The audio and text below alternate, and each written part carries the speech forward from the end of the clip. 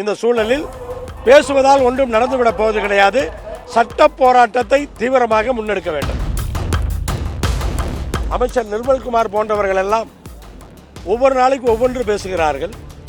ஒவ்வொரு அமைச்சரும் ஒவ்வொன்று பேசுகிறார். நீர்வளத்துறை அமைச்சர் ஒன்றுமே பேச மாட்டேன் என்று சொல்லுகிறார். இந்த நிலைதான் இருக்கிறது. அவர் நிலைப்பாட்டை மாற்றிக்கணும். மக்கள் அதை விரும்பலை, இப்போ ரசிக்கலை. ஆரம்பத்தில் 1-2 ரசிச்சிருக்கலாம்.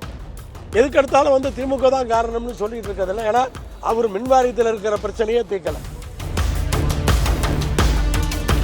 மேகதாது அணை விஷயத்தில் இது சட்ட போராட்டம். வாயை திறப்பதால் ஒன்றும் நடந்து விடாது. ஒரு அறிக்கையோ நான் சொன்னது போல பிரதமருக்கு கடிதம் எழுதுவதாலோ இதெல்லாம் ஒரு ஃபார்மாலிட்டியாக நம்ம எழுத வேண்டியதான். உச்சநீதிமன்றத்தில் சட்ட போராட்டம் மட்டும்தான் அதை தீர்க்கலாம். இப்போ அது மேலே நம்பிக்கை இல்லாமல் போச்சு. உச்சநீதிமன்ற தீர்ப்பையே கர்நாடக அரசு மதிக்கவில்லை. அப்புறம் இங்கே இருக்கவங்க பேசுனா என்ன மதிக்க போகிறாங்க? தினசரி தொலைக்காட்சிகளில் விவாதத்திற்கு ஒரு தலைப்பு கிடைத்திருக்கிறது. கடந்த 10 நாட்களாக இந்த தலைப்பு தான் போய் கொண்டிருக்கிறது. ஆளாளுக்கு ஒன்றை பேசிக் கொண்டிருக்கிறோம். திமுக அதிமுகவை தவறென்று சொல்ல, அதிமுக திமுகவை தவறென்று சொல்ல, தாவேகா 2 பேரையும் தவறென்று சொல்ல, பிஜேபி காங்கிரஸை தவறென்று சொல்ல, காங்கிரஸ் பிஜேபியை தவறென்று சொல்ல, இந்த விவாதம் தான் இன்றைக்கு நடந்து கொண்டிருக்கிறது. அப்படிப்பட்ட இந்த சூழலில் பேசுவதால் ஒன்றும் நடந்துவிடப் போவது கிடையாது. சட்ட போராட்டத்தை தீவிரமாக முன்னெடுக்க வேண்டும்.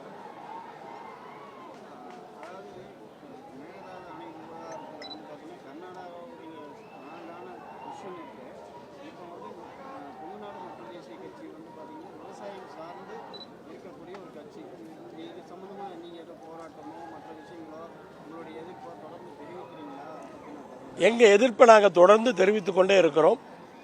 வரும் காலங்களிலே அந்த போராட்டங்களை கண்டிப்பாக முன்னெடுப்போம். ஆனால் அந்த அளவுக்கு உச்சநீதிமன்றத்தினுடைய தீர்ப்பின்படி, காவிரி ஆணையத்தினுடைய அந்த முடிவுகளின்படி அவ்வளவு சுலபமாக அவர்கள் அணையை அங்கே கட்டிவிட முடியாது. அவர்களை பொறுத்தவரை அதை வைத்துக்கொண்டு அரசியலை தொடர்ந்து செய்து கொண்டிருக்கிறார்கள். நாமும் அதை வைத்துக்கொண்டு அரசியல் போராட்டங்களையும் சட்ட போராட்டங்களையும் செய்தாக வேண்டும்.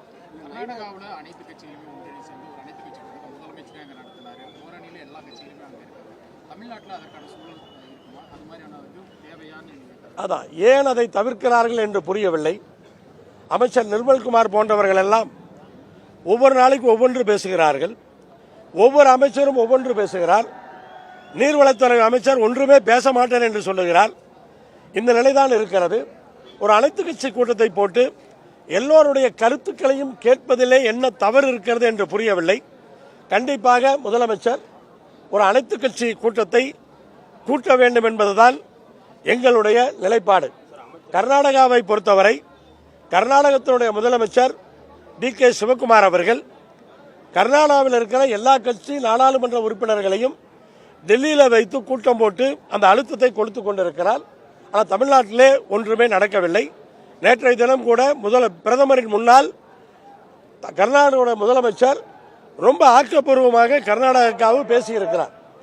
இதையெல்லாம் பார்க்கும் பொழுது தமிழ்நாட்டிலே மௌனம் சாதிக்க கூடாது என்பதுதான் எங்களுடைய நிலைப்பாடு.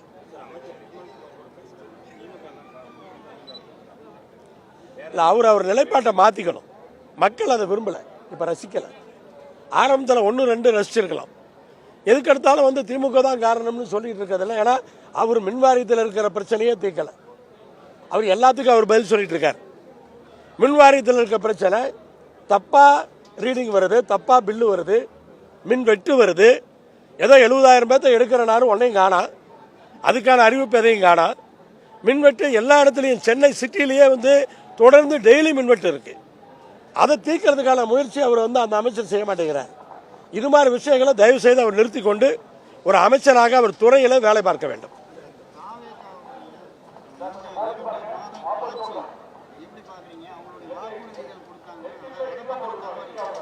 வாக்குறுதிகளை கேட்கக்கூடிய காலம் அல்ல இது. வாக்குறுதிகளை எல்லாம் நிதிநிலை அறிக்கைக்கு பிறகு நாம் கேட்க வேண்டியது இருக்கிறது. கேட்காமலேயே விவசாய கடனை யாரும் அவங்களுக்கு அழுத்தம் கொடுக்கல. தேவையில்லாமல் விவசாய கடனை யாரும் விரும்பாத மாதிரி அறிவிச்சாங்க. இது யார் சொல்லி பண்ணாங்கன்னு தெரியல. 50,000 கூட 50,000 சொல்லி அப்புறம் 75,000 சொல்லி முழுமையாக விவசாய கடனை தள்ளுபடி செய்ய வேண்டும்.